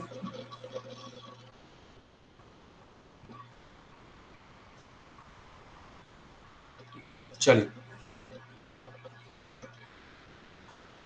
This was your 18th question. ये आपका चैट बॉक्स इतना छोटा क्यों हो गया है?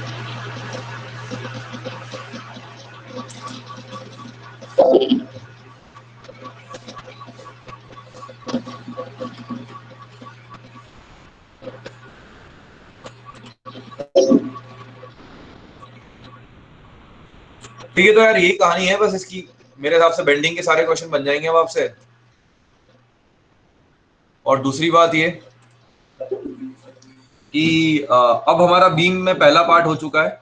Beam 1 is this bending and shear stresses, और इसका पहला पार्ट हम पढ़ चुके हैं एसएफडी बीएमडी ऑलरेडी। तो बीम बहुत सारी चीजें होती है बीम के अंदर, एसएफडी बीएमडी पढ़ते हो आप, फिर ये पार्ट 1 था, फिर ये पार्ट ये मतलब इसको 1.1 समझो, ये स्ट्रेसेस का पार्ट 1.2 था। अब 1.3 आने वाला है आपका डिफ्लेक्शन आगे चल। तो बस अब नेक्स्ट क्लास से हम लोग डिफ्लेक्शन स्टार्ट करेंगे, ठीक है। और एक बार डिफ्लेक्शन खत्म हो जाता है तो बस डिफ्लेक्शन के बाद आपका टॉर्शन रह जाएगा, कॉलम रह जाएगा, और कंबाइंड लोडिंग रह जाएगी, ठीक है। तो next 2, 3, 4 lectures will be able to, I think 5 lectures more will be able to complete strength of material. That's all. Civil के स्टूडेंट्स को बता देता हूं मैं आपको एक बात और। सिविल के कितने बच्चे यहाँ पर, कोई है सिविल का? सब मैकेनिकल के हैं? Yes sir. सिविल के स्टूडेंट्स देखो भाई, सीधी सी बात है, सॉम आपका हो ही रहा है अभी, है ना। अभी प्लानिंग चल रही है पैरेलली कि आपका मैच स्टार्ट हो जाए। मैं अभी कोई कमिटमेंट नहीं दे रहा हूँ, ये प्लानिंग चल रही है अभी, वो मैनेजमेंट कंफर्म करेगा अगर हो पाता है तो पैरेलली ये 2 सब्जेक्ट चलेंगे आपके। तो फिर मेरे 2 दिन हो जाएंगे और शायद मैथ 1 दिन हो जाएगा। तो शायद गेट आते आते आपका मैथ पूरा कंप्लीट हो जाएगा, और सॉम तो almost about to get complete है। सॉम के बाद हम एक नेक्स्ट कॉमन सब्जेक्ट स्टार्ट कर सकते हैं। तो ये 3 आपके अगर हो गए, एप्टी चल ही रहा है आपका साथ में, तो ये 1, 2, 3, 4, 15 एंड 30, 45 मार्क्स तो मुझे दिख रहे हैं आपके। सिविल के बच्चों से बात कर रहा हूं मैं अभी। बाकी सिविल के स्टूडेंट्स अभी अगर आप चाहो तो जो मैं गेट के लिए आपको इजी सब्जेक्ट बता सकता हूं, एक ट्रांसपोर्टेशन इजी सब्जेक्ट है आपका, स्कोरिंग है, एक सर्वेइंग आपका स्कोरिंग है। सर्विंग का वेटेज, इसका वेटेज 7 नंबर के आसपास का होता है, इसका वेटेज 3 से 4 नंबर के आसपास का होता है। ये पूरा ज्योमेट्री बेस्ड है, ठीक है। और ट्रांसपोर्टेशन इजी है, आराम से 7 नंबर मिल जाते हैं। तो अगर ये 2 और सब्जेक्ट्स आप कर लेते हो तो 10 नंबर और एडअप हो जाते हैं आपके साथ। तो इसको पैरेलल में स्टार्ट कर सकते हो आप थोड़े दिन में, जब भी आपका थोड़ा रिलैक्स हो जाए स्टडी। और एक और इंपॉर्टेंट सब्जेक्ट जो सभी ज्यादा इंपॉर्टेंट है वो है एनवायरमेंट। एनवायरमेंट में अगर आप सिर्फ एनवायरमेंट से भी फॉर्म भर सकते हो, सिविल के बच्चे सिविल इंजीनियरिंग और एनवायरमेंट से फॉर्म भर सकते हैं, 2 एग्जाम दे सकते हो आप। और अगर आपने एनवायरमेंट अच्छे से कर लिया अगर, तो आपका उस सिलेबस में एनवायरमेंट ही है और मैथ एप्टी है, तो मैथ एप्टी एनवायरमेंट हो गया तो आपका ऑलमोस्ट सारा सिलेबस हो गया। बट उसमें एनवायरमेंट बहुत डेप्थ में आता है, तो उसके हिसाब से एनवायरमेंट कर लोगे तो गेट के 10 12 15 नंबर अलग से पक्के हो जाएंगे तुम्हारे। तो ये 45 और ये 10 55, और 55 और 10 65 नंबर हो जाएंगे। टॉस, स्टील और आरसीसी, ये सब्जेक्ट है बड़ा इंटरेस्टिंग। बट इसके लिए आपको क्या करना पड़ेगा, इसके लिए आपको, इसमें मेहनत ज्यादा है, नंबर कम है। तो इसको अभी होल्ड करो गेट 21 के लिए, अभी के लिए पहले ये कर लो, ये स्कोरिंग है आपके लिए। और एनवायरमेंट से फॉर्म भर दोगे सिविल के बच्चे तो गेट का एनवायरमेंट तो तैयार होगा ही होगा, प्लस अपार्ट फ्रॉम इट आपका पूरा एक सब्जेक्ट तैयार हो जाएगा। तो इसको एनवायरमेंट, एनवायरमेंट कौन से सेमेस्टर में पढ़ते हो आप लोग सिविल के students? Sir 6th and 7th। पढ़ लिए? 6th year सर, थोड़ा थोड़ा पार्ट हुआ है and 7th is continuing। Part 1 हो 8th गया part। Yes sir। और पार्ट 2 पढ़ रहे हो? Yes sir। तो इससे बढ़िया बात क्या हो सकती है यार। और डेफिनेटली आपको तरीके से ही पढ़ा रहे होंगे, तो पार्ट 1 पार्ट 2 अगर चल रहा है तो पूरा अच्छे से पढ़ लो एनवायरमेंट। तो गेट के Sir, लिए तो their approach is in college. Their approach is different. They just teach us theoretical, like treatment and numerical question. They don't attend.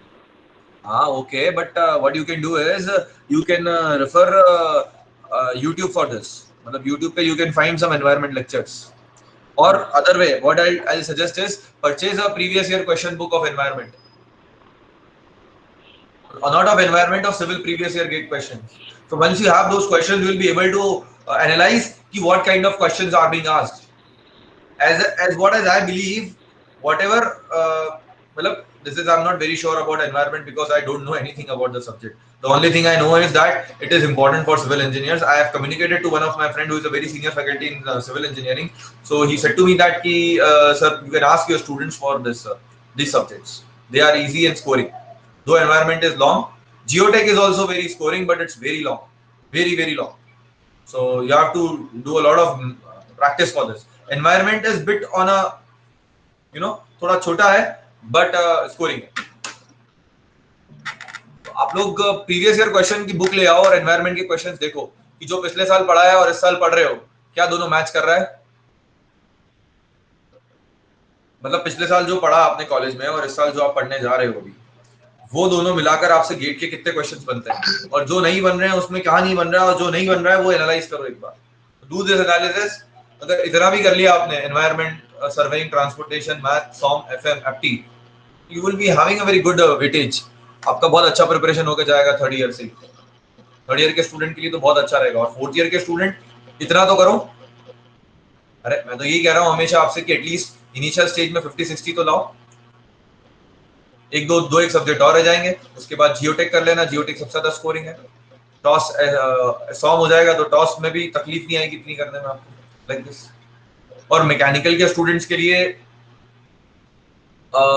Let's see whether we will be able to proceed for manufacturing or not before 2021 gate, है ना। क्योंकि जहां तक मुझे ऐसा लग रहा है कि you guys are not showing any sincerity। तो अगर वो sincerity नहीं रहेगी तो अभी मैसेज आया है शायद सूर्यवंशी सर का, management has to stop this program। तो आप लोगों की अटेंडेंस रहेगी तो ये प्रोग्राम चलेगा। So any questions you have regarding beams or regarding your preparation, you can anytime message me. Whenever I'll get free, I'll reply to that. Apart from it, any other query also you can ask me. I am rubbing this off. आप कहीं screenshot लेना चाहें तो ले लीजिए।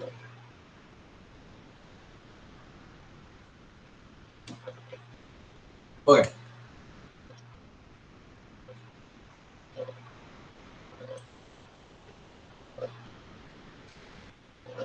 ये sheet मैं आपको सेंड कर चुका हूं।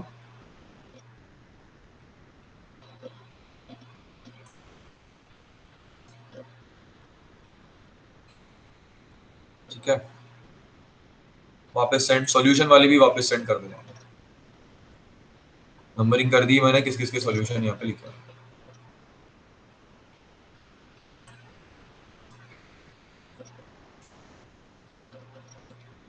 Okay, you guys can end the session.